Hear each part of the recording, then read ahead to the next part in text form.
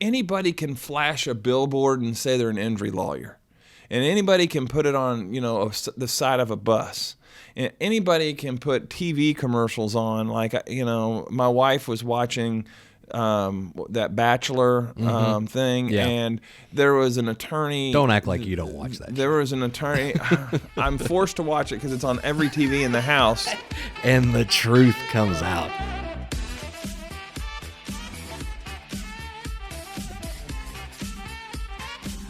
Hello, everybody. It's Travis Holtry and PJ. Hello.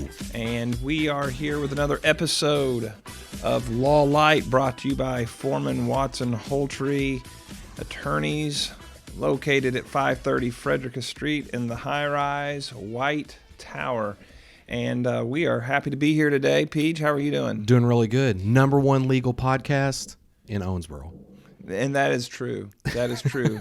Needs no other explanation or description.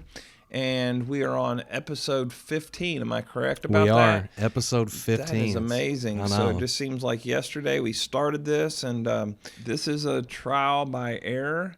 And that is for certain.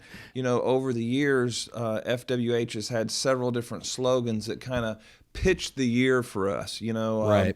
We've had one, raising the bar, where we felt like it was our obligation as attorneys in Owensboro to set a bar that was high for the community to expect out of attorneys. And we've had, one, call for injury law. That was kind of our what we started the firm with. And but over the years, we've had several. And we decided collectively that we wanted to focus the firm this year. What we wanted to focus on was being passionate about people's problems.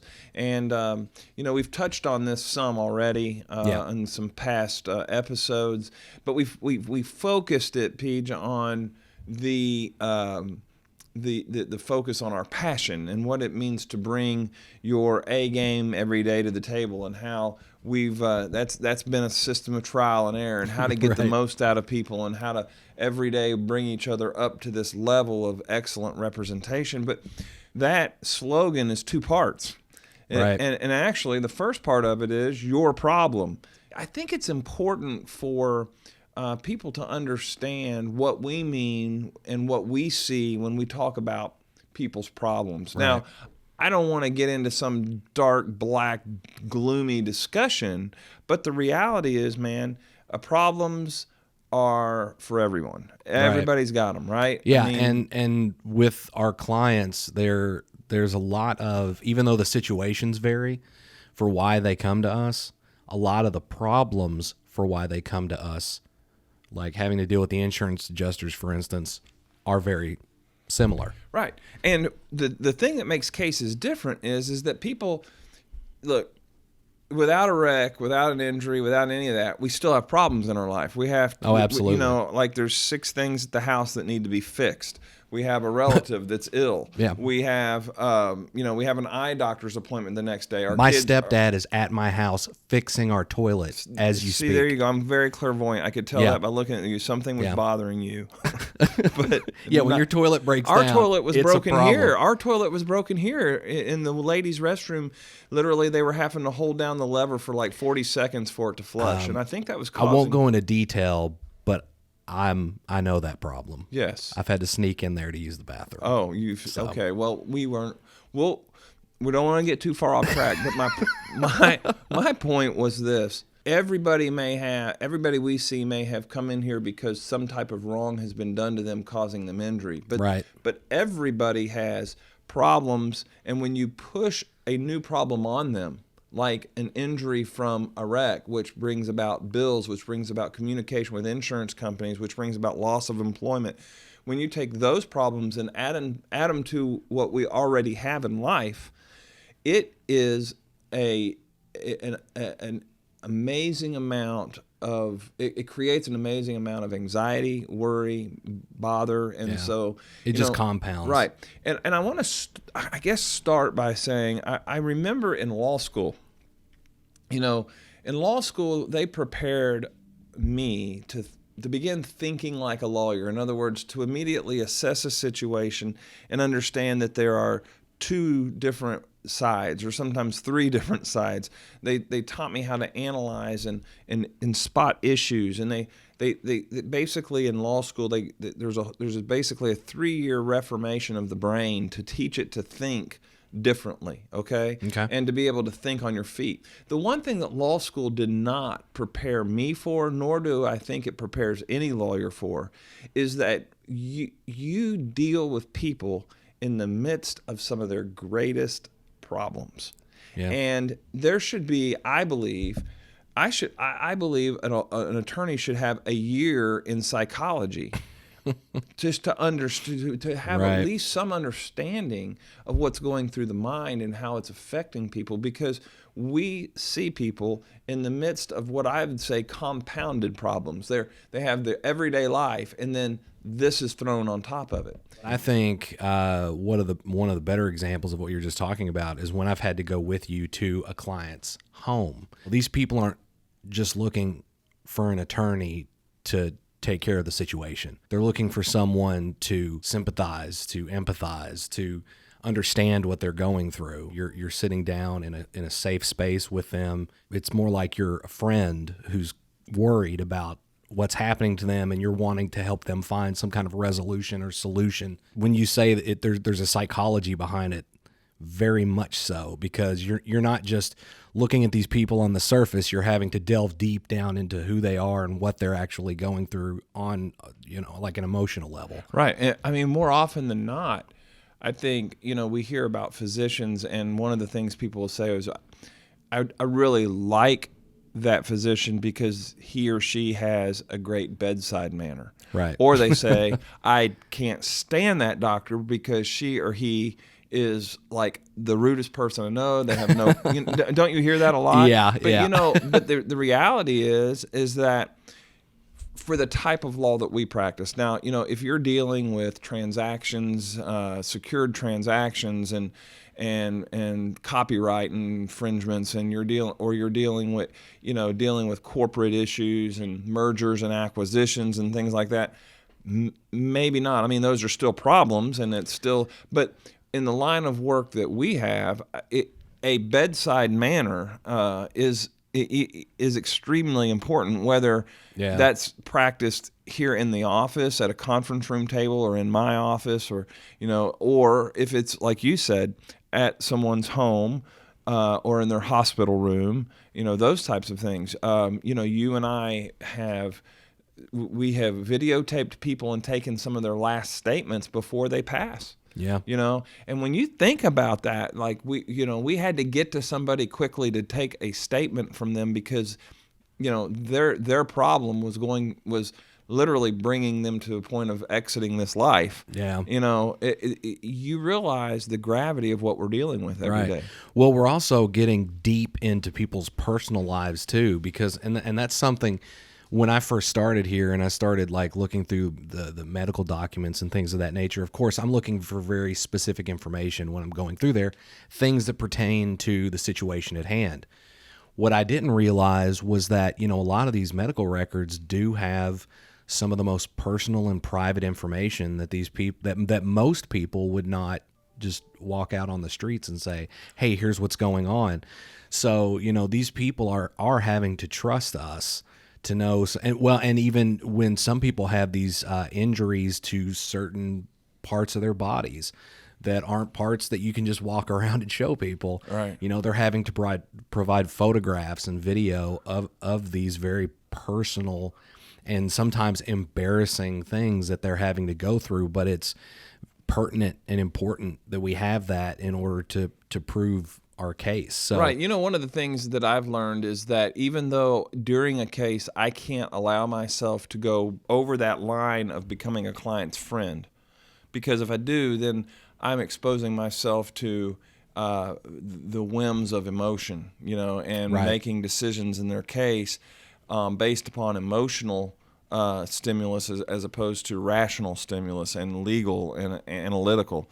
But at the end of a case, when it's done, I mean, I have a number of people that I now call my friends, Right. who I have stayed in touch with through the years, and who, what's funny is that, when I'm going through a difficult time, or I'm having, there's something going on with my family or my friends, and they know about it, then they come and say, hey, is there anything I can do for you? Is there anything?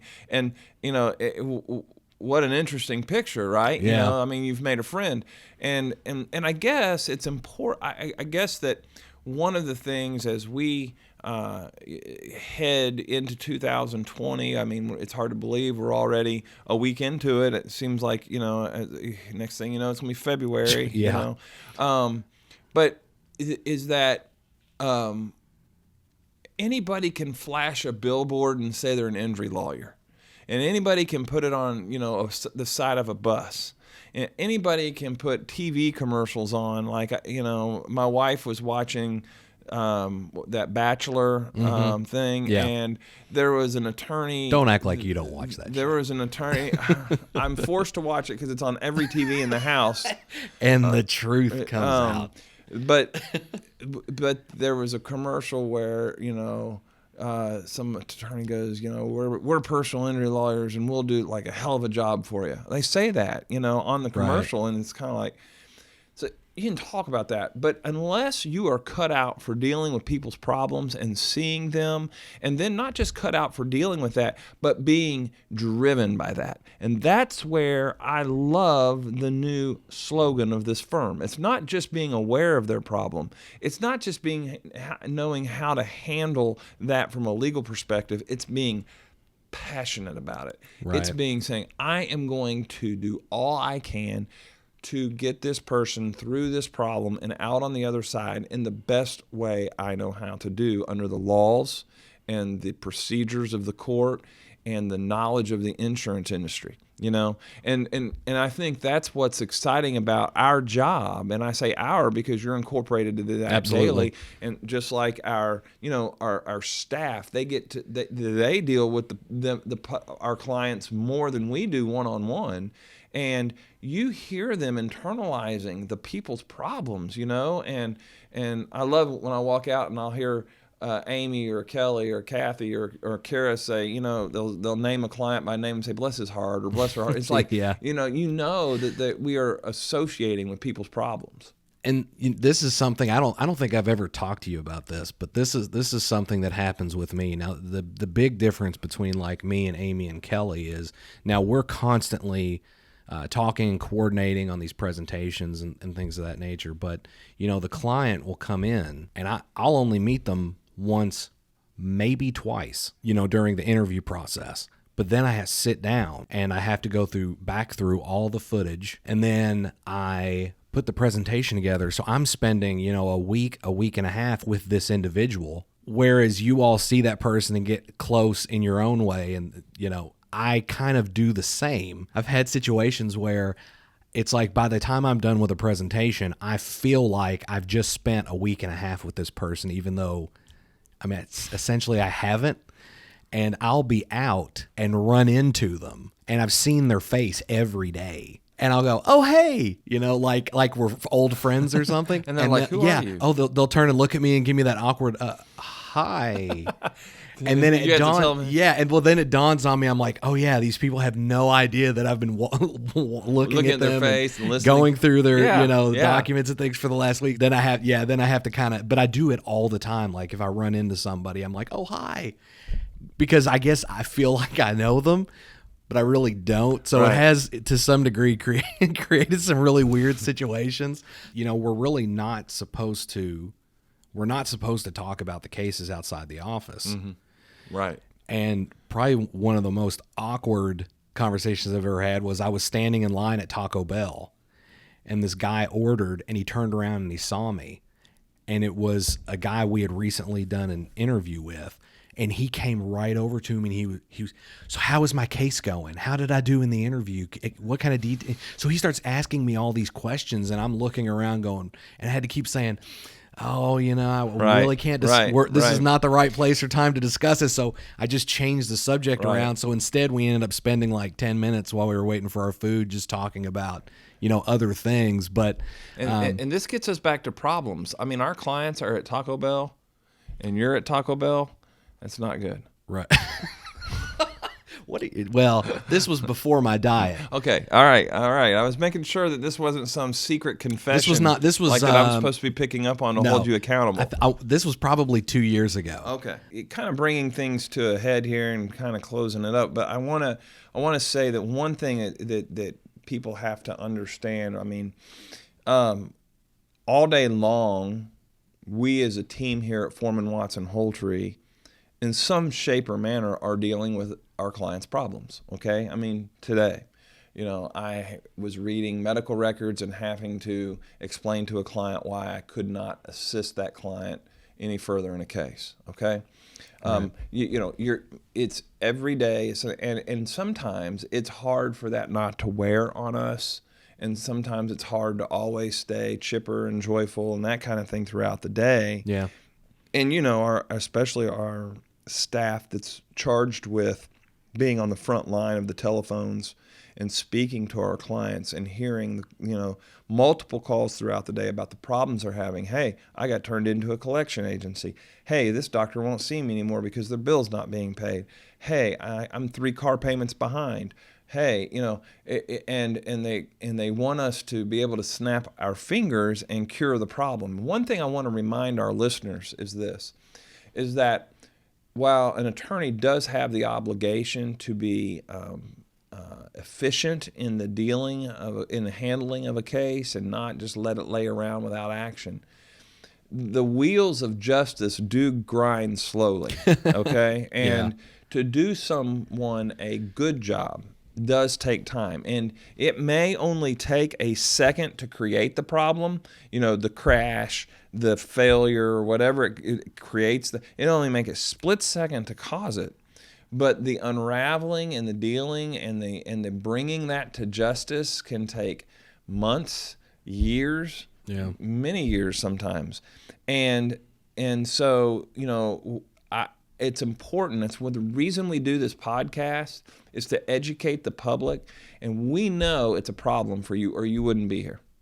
But to do our job sometimes takes time. Even if we are working on your case every single day, it could take a long time to unravel and to fix. Yeah. So we actually had that happen yesterday. We had a client come in, and I was with Tyler. So they explained to Tyler how the doctor wanted to continue treating them for up to another year, just to make sure that there would be no further potential fallout, and if it did, then they would still be under the care to be able to take care of it. And you could kind of see they understood, and they weren't upset with us or anything, but you could see in real time kind of that realization wash over her face. And interestingly enough, if there's a universal thing that I would say most clients say, that's if I had one wish, it would be that this had never happened. How many times have you heard a client say, "There's no amount of money"? Probably every time. Right, because the problem can't be fixed with the money. Now, I mean, Right. In certain cases, money can help for future medicals. It can help for life care issues and things like that. But it does not. Money is not an equivalent of health.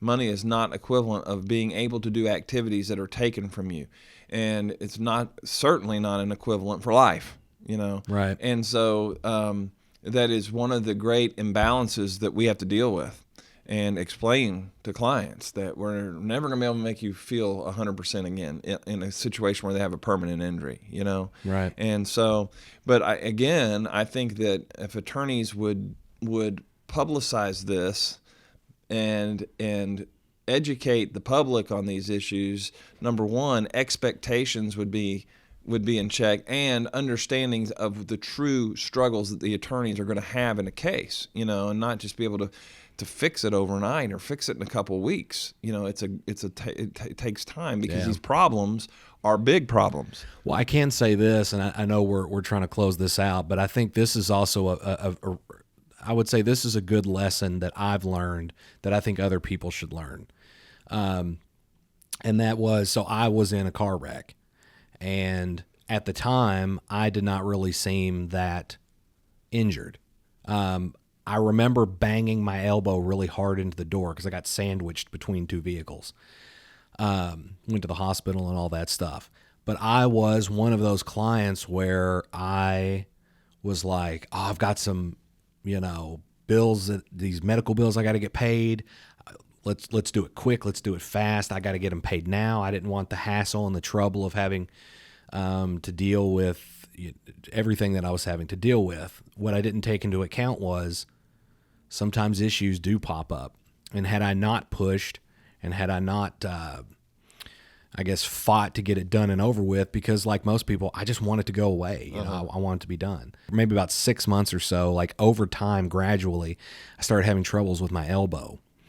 And there's the ulnar nerve that runs through your elbow that goes up into your ring finger and pinky finger. Right. I guess when I banged it on the door, it jarred it loose. So over time, every now and then it'll kind of come out. So if I bring my elbow down on a table or something, I'll hit that bare nerve and it just shoots electricity up into my fingers. Right.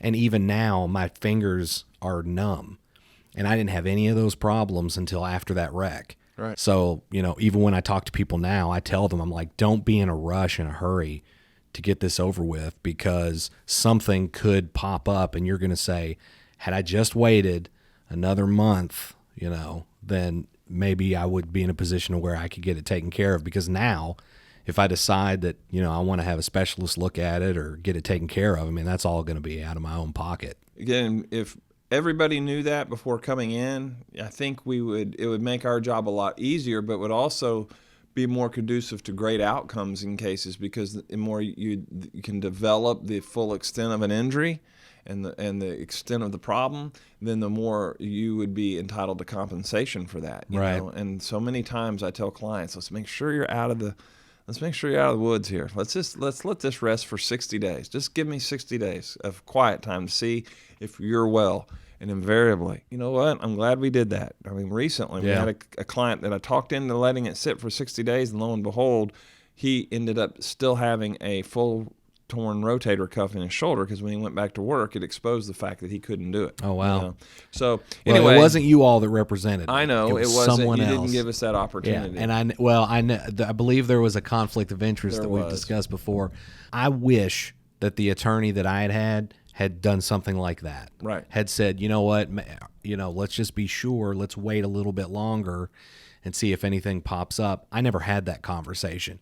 It was like, oh, well, the check's written. Here you go. Congratulations. Here's your koozie and your folder with a magnet. See you later. Well, listen, man, I am really glad we kind of jumped on this topic today, because, we didn't just say, oh, that's a cool slogan, problem, passion, blah, blah, blah. Right. We try to think through, what is it we really stand for? What do we really mean when we walk in every day, flip the light on, sit behind the desk, behind the computer, looking at files, looking at video, and by the way, really quick, congratulations on your score. And people don't realize one of your job responsibilities is going to the scene of the wreck and trying to locate actual footage of a wreck. Yes. And this week you got the gold mine on a motorcycle wreck. Yes. And we have live footage taken from a place of business that caught the car going Whole through the thing. intersection, the motorcycle hitting it, the guy flying off the motorcycle, and Yeah. what do we have to do? We don't have to explain anything. Right. It's Oh, right it's- there. It's yeah. it's like an action-packed motion picture. I don't feel like I was overly excited when I came in and to say, hey, I had the footage outside of my boom with showing you. Right. Showing me the thumb drive, like, But look what I got. I know. I must sucker." have been glowing. You were. Had a smile from ear. You Well, it's automatically because so jumped many on it. times you go and you're like, they didn't have anything, couldn't find anything. And, it's one of the things, I'm actually going to be giving a seminar here in the spring, and I've been asked to speak. And I have that thing that I taught you called the 360-degree rule. When I learned the rule, when I adopted the rule, it was I saw a guard shack. And I went up to that guard shack and said, hey, any guards see oh, yeah, so-and-so saw it, talked to that eyewitness. Yeah. eyewitness, and so again, I mean, not to get, Yeah. but Well, but, even then, even if it's a business, I always go inside the business, because the business that I got the footage from, if I didn't go inside, if you had just stood outside and looked at it, you never would have seen the cameras. They have these they're like little circular cameras, and they had them up underneath the rafters. So even from the parking lot, if you looked up towards the building, you wouldn't have been able to see it. gotta So it ask. was only because I went in and I said, "Hey, do you guys have any kind of external security system?"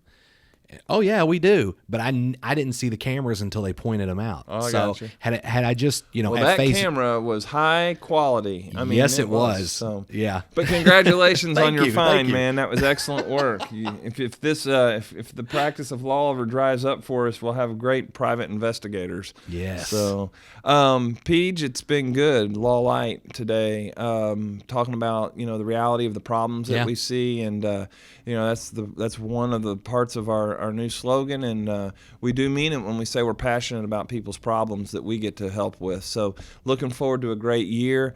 We'll be back soon with some upcoming discussions here on the old Law Lite podcast. Some of them fun, some of them more informational, and Right. but let's keep rocking, bud. Yep. All right. This is Travis Holtree from Foreman Watson Holtree. This has been Law Lite, brought to you from 530 Frederica Street at the high-rise White Tower known as FWH Legal.